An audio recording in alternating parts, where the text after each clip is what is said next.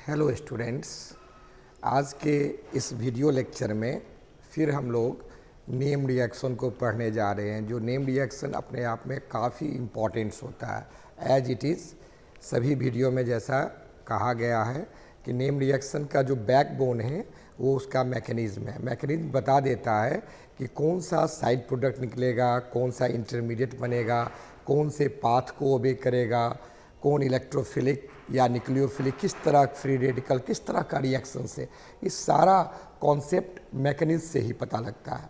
तो आज का एक एल्डिहाइड कीटोन का बहुत फेमस नेम रिएक्शन है, उस रिएक्शन का नाम है इटार्ड रिएक्शन।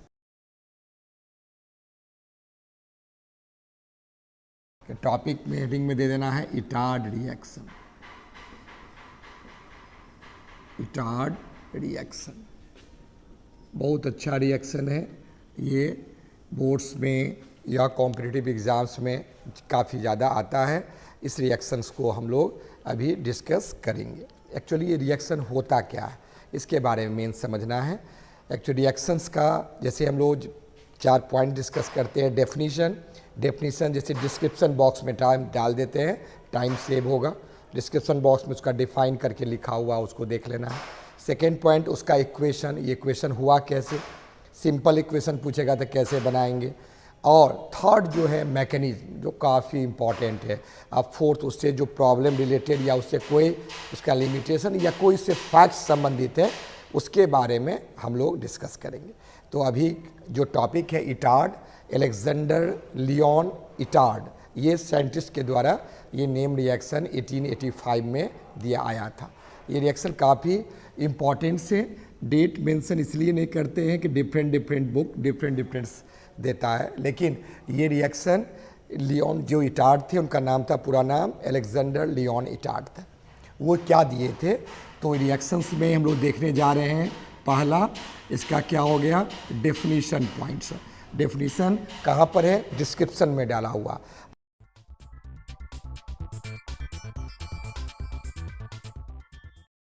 और डिफिनीशन कहाँ से आता है, उसके इक्वेशन से आता है। तो इक्वेशन क्या है, इस रिएक्शन का जो इक्वेशन है उसी से डेफिनीशन बन के तैयार होगा। तो इक्वेशन कुछ इस प्रकार, ध्यान देना, इक्वेशन कुछ इस प्रकार। इक्वेशन है क्या कि जब हम लोग बेंजीन है और बेंजीन पर जो ग्रुप डाल देते हैं उसका नाम है CH3, सबसे अच्छा ग्रुप है, CH3 डाल देते हैं। It is called methyl benzene, जो फेमस है किस नाम से, टॉल्वीन के नाम से। जो फेमस है किसके नाम से, toluene. Methyl benzene is called toluene.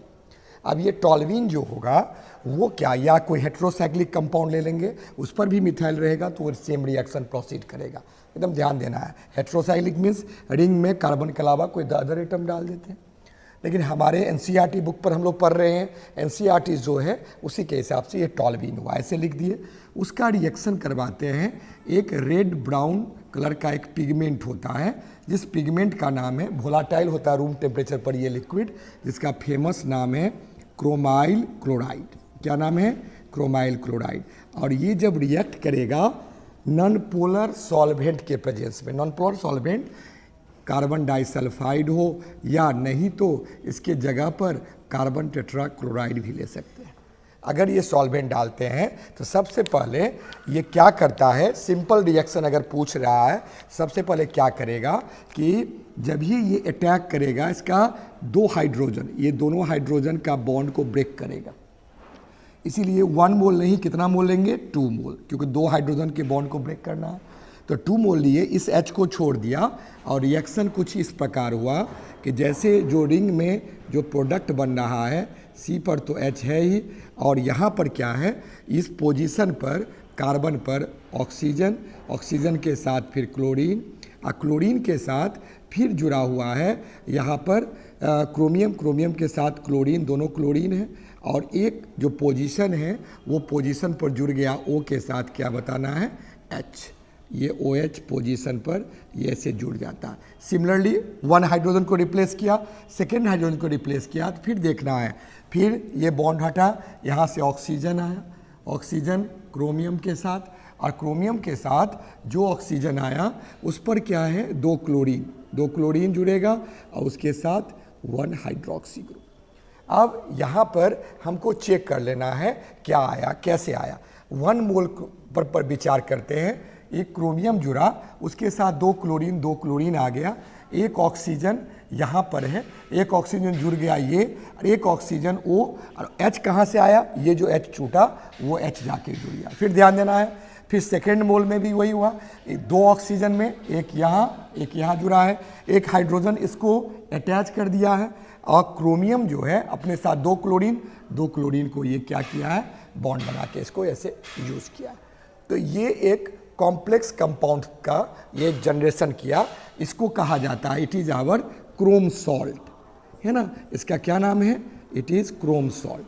अब ये क्रोम सॉल्ट जहाँ हाइड्रोलाइसिस करेंगे H2O के साथ, HOH के साथ रिएक्शन करेंगे ना, तो HOH के साथ जो रिएक्शन होगा आराम से ये रिएक्टेंट्स जो है यहाँ का ये बॉन्ड ब्रेक हुआ, और ये बॉन्ड ब्रेक होके ये बॉन्ड जहाँ यहाँ शिफ्ट किया, तो ये पूरा पार्ट, ये पार्ट और ये पार्ट निकल गया साइड प्रोडक्ट। और जब ये बॉन्ड ब्रेक हुआ तो यहाँ C डबल बॉन्ड O आ गया, तो यहाँ पर कार्बन पर ऑलरेडी पहले से एक H तो है ही, और C डबल बॉन्ड O आ गया, और निकला क्या, निकला क्रोमियम जो था, वो क्रोमियम किसके साथ, अपने प्रोडक्ट बनाने के साथ यहाँ पर Cr के साथ 2 OH निकल गया, OH के साथ Cr के साथ क्या हुआ OH के साथ 2 Cl2 निकला।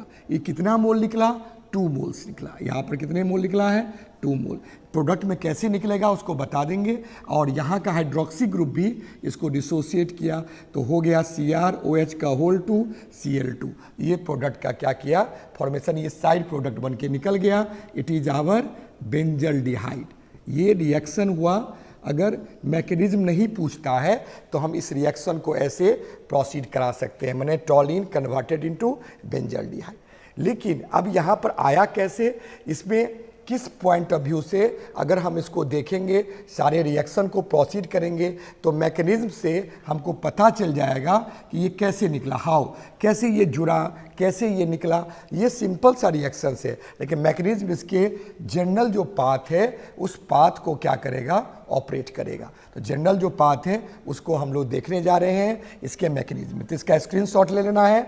इसमें इंटरमीडिएट क्या बना, कौन सॉल्ट, क्रोम सॉल्ट। ओके, पहले स्क्रीनशॉट ले लें, 10 मैकेनिज्म पर चलते हैं।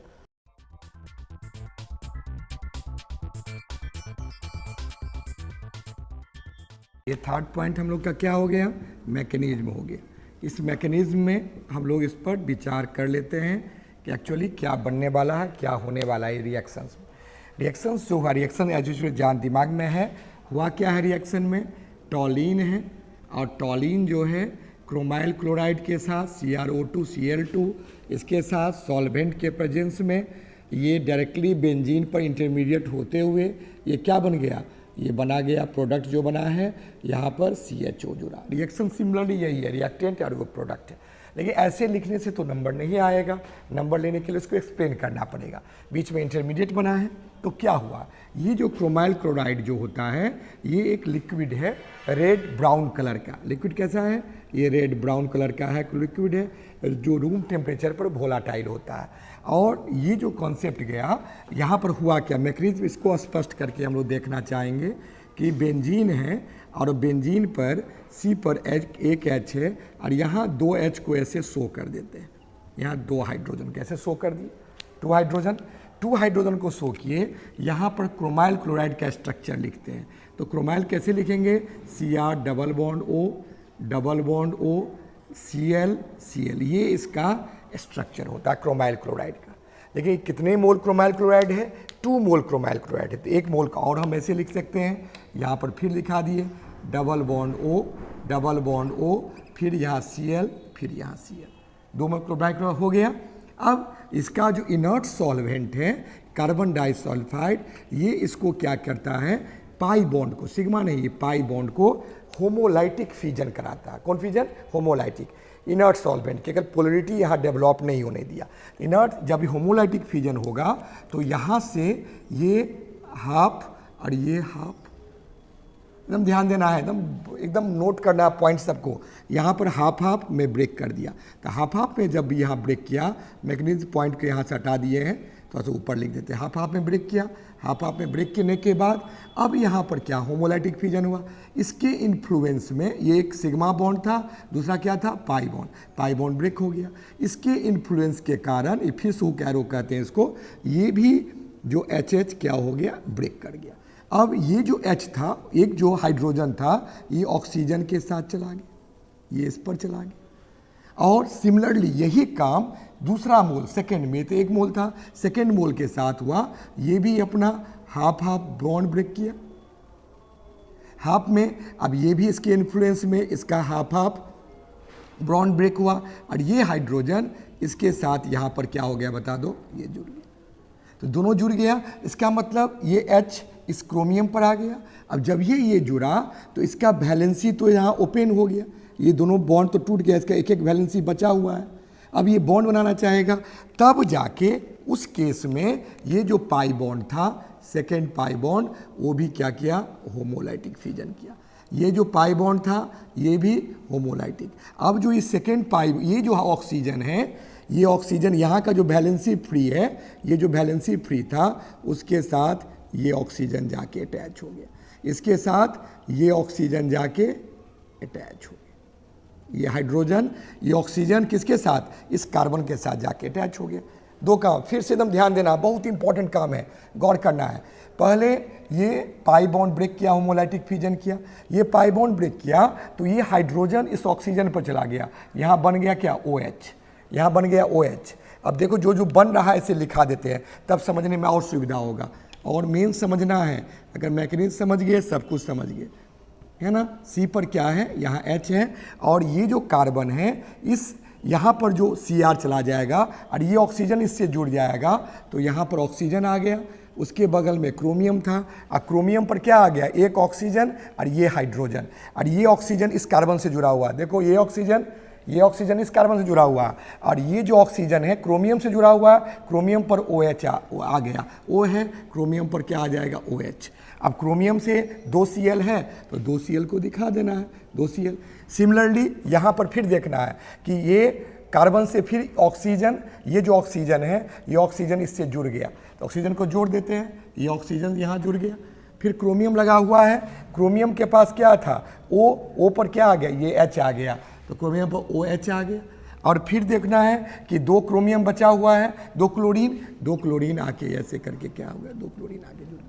तो ये जो सॉल्ट बना, दिस वन इज कौन सॉल्ट, क्रोम सॉल्ट। जैसे अभी रिएक्शन में भी बताए हैं, इसके इंटरमीडिएट में क्या बनता है, क्रोम सॉल्ट। एकदम समझ लेना, एक एक पॉइंट्स को नोट करना है, एक एक चीज़ को गौर करना है, नोट करना है। यहाँ पर बहुत इंपॉर्टेंट पॉइंट है। ये फ्यूजन हुआ, इस फ्यूजन के थ्रू ये फॉर्मेशन हुआ। जब ये फॉर्मेशन हो गया फ्यूजन के थ्रू, अब क्या होगा, आप सिंपल काम करना, आप कुछ नहीं, हाइड्रोलाइसिस करो, HOH करना है, HOH मैंने H+ OH-।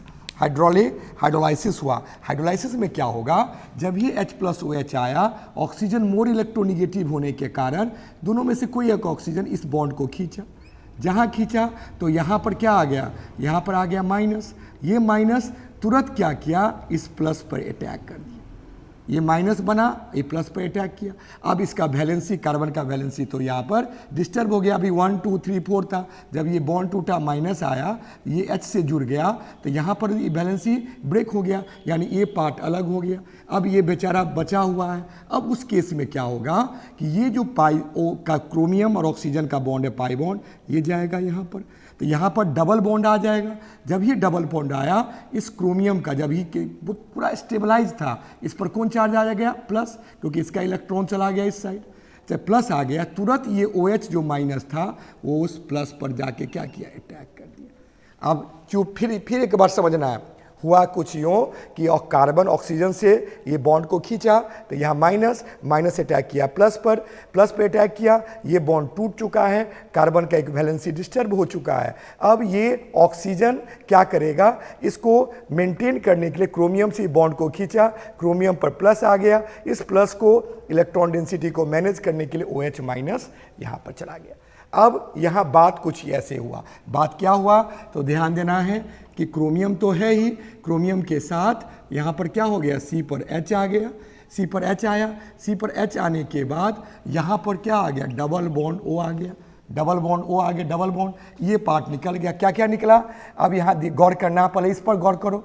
Cr है, Cr के साथ एक OH और यहाँ से H गया तो फिर ये OH, तो कितने OH, 2 OH और 2 Cr के साथ क्या 2 Cl भी है तो Cl2, 1 मोल यहाँ से निकला। इस पॉइंट पर गौर करना है। फिर क्या, क्रोमियम है, क्रोमियम निकला, फिर क्रोमियम निकला और उसके साथ क्या हो गया, ये बॉन्ड यहाँ चला गया है, तो ये जो OH गया है यहाँ पर एक OH पहले से था, एक OH गया है, तो क्या हुआ, CrOH का क्या होल 2 और फिर 2 Cl जुड़ा हुआ, फिर क्या बताओ, Cl2 निकल गया। इट इज़ आवर कौन डिहाइड, इट इज़ आवर बेंजल डिहाइड। ये इसका वेरी ब्यूटी रिएक्शन हुआ। यही तो ब्यूटी है ऑर्गेनिक केमिस्ट्री का। ऑर्गेनिक केमिस्ट्री बहुत ही आसान है, अगर बारीकी से गौर करना है, एक एक पॉइंट पर टच करना तो बहुत आसान लगेगा। Otherwise dot dot dot, otherwise ये अगर तुम इस पर ध्यान दोगे तो तुमको ज़्यादा ध्यान देगा, अगर इस पर ध्यान नहीं दोगे तो तुमको कंफ्यूज कराएगा, ये पर तुमसे बहुत दूर भाग जाएगा। इसलिए एकदम बारीक एक एक पॉइंट्स को गौर करना है। इस पॉइंट को नोट करते हुए यहाँ पर ये मैकेनिज्म करके हम लोग 2 मोल निकल गया, ऐसे नहीं लिख के अच्छा बेहतर होगा कि प्लस करके हम यहाँ पर 2 मोल कर देते हैं, तो फाइनल प्रोडक्ट में हम लिखे होंगे जो रिएक्शन में देखो Cr का OH2 Cl2, ये साइड प्रोडक्ट बन के निकल गया। एक्चुअली यही होता है, इसका मेन कॉन्सेप्ट ये बता रहा है कि मैकेनिज्म में साइड प्रोडक्ट ये निकला। इस तरह ये हम लोग इक्वेशन को क्या किए, यहाँ इटार्ड रिएक्शन के थर्ड पॉइंट मेरा क्या था, मैकेनिज्म, ये मैकेनिज्म को समझे और इसको हम लोग ख़त्म किए। चौथा पॉइंट में इसी प्रकार इसका एक रिएक्शंस होता है, इस पर क्वेश्चंस बनता है। क्वेश्चन जनरली हम डिस्क्रिप्शन बॉक्स में डाल देते हैं, इससे बच्चे को टाइम, थोड़ा वीडियो शॉर्ट हो जाए और बच्चे अपने से प्रयास करके उसको कमेंट्स बॉक्स में ज़रूर उसका आंसर को डिस्कस करना है, देना है आंसर जो अप्रोप्रिएट होगा उस पर, फिर उस पर कमेंट्स भी करना है। जो उसका सही आंसर होगा तो हम ज़रूर उस पर रिप्लाई कर देंगे कि क्या इसका प्रॉपर आंसर है। तो ये बहुत अच्छा कॉन्सेप्ट हो गया। और चौथा क्वेश्चन इसी से मिलता जुलता सिमिलर है, similar to Etard reaction, similar to कौन रिएक्शन, इटार्ड रिएक्शन। ये क्वेश्चन खुद बनाना है, बच्चे को खुद बनाना है और इसका जो आंसर आएगा वो आंसर को हम लोग इसको डिस्कस करेंगे। इसमें भी वही है, टॉलुइन है, लेकिन इसका रिएजेंट जो है वो है, जानते होंगे, एसिड एनहाइड्राइड। ये एसिड एनहाइड्राइड है ना, और इसका जो कैटालिटिक कंडीशन है CrO3 के प्रेजेंस में क्या बनेगा, इसको डिस्कस करना है। ये भी हमारे NCERT का one of the best reaction है, इससे भी क्वेश्चन बन सकता है। इसका जो आंसर आएगा, आंसर को ज़रूर लोग कमेंट बॉक्स में इसके आंसर को डालना है कि इसका सर क्या आंसर होगा, क्या प्रोडक्ट बनेगा, उसका क्या IUPAC नेम होगा। Thank you for complete watching.